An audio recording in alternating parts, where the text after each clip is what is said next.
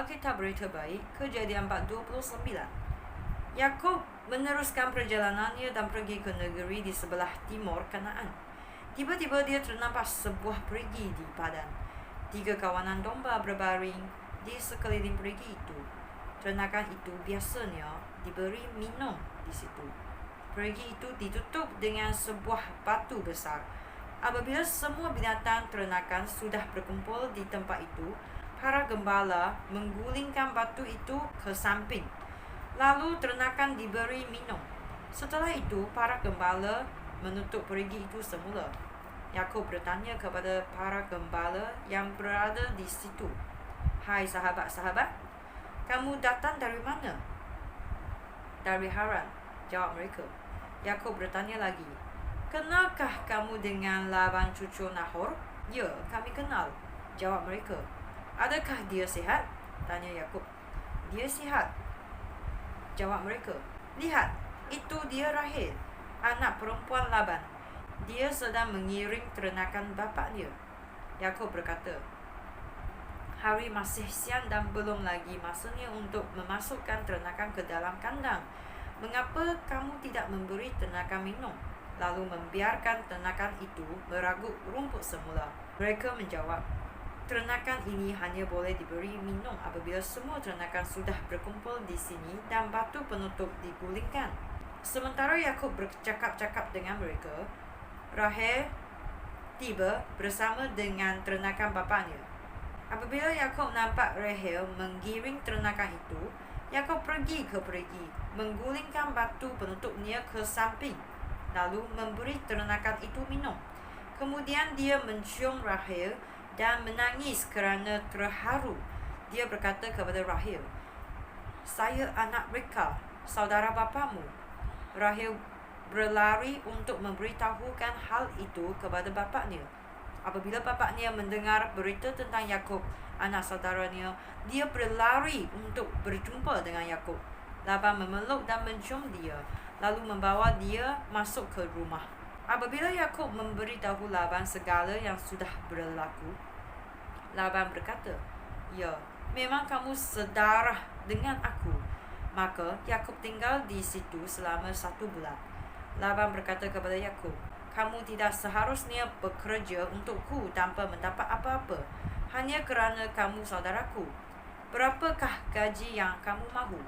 Laban mempunyai 2 orang anak perempuan, yang sulung bernama Lea dan yang bongsu bernama Rahel.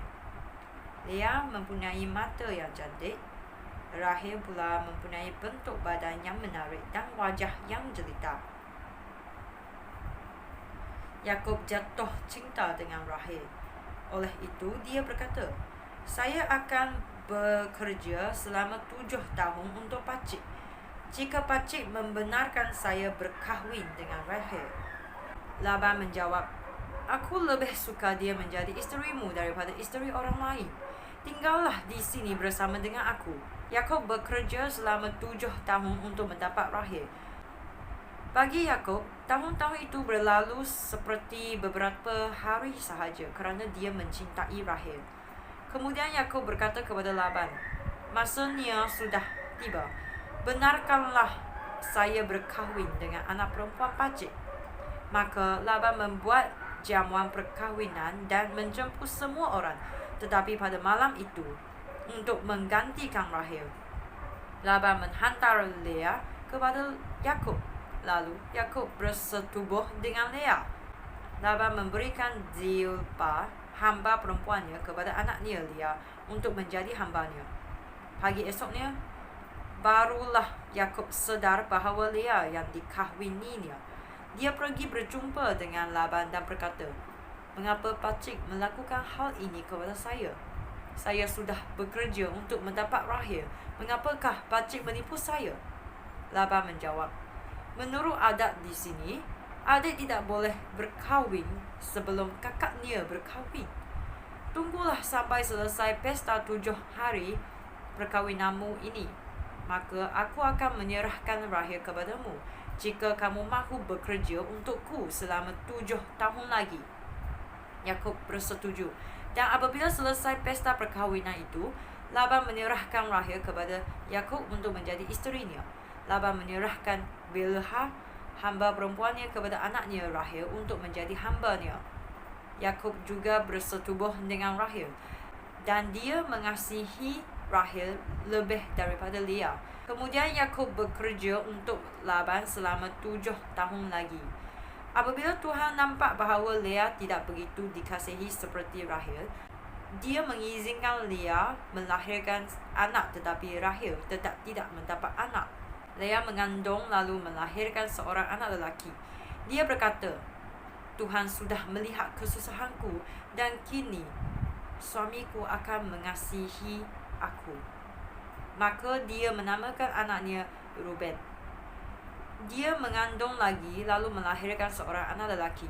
Dia berkata, Tuhan sudah mengurniakan anak ini kepadaku, kerana dia sudah mendengar bahawa aku tidak dikasihi. Maka dia menamakan anaknya Simeon. Dia mengandung lagi dan melahirkan seorang anak lelaki. Dia berkata, kini suamiku akan lebih terikat kepadaku, kerana aku sudah melahirkan 3 orang anak lelaki baginya. Maka dia menamakan anaknya Levi. Kemudian dia mengandung lagi dan melahirkan seorang anak lelaki. Dia berkata, kali ini aku akan memuji Tuhan. Maka dia menamakan anaknya Yehuda. Kemudian dia tidak melahirkan anak untuk beberapa lama.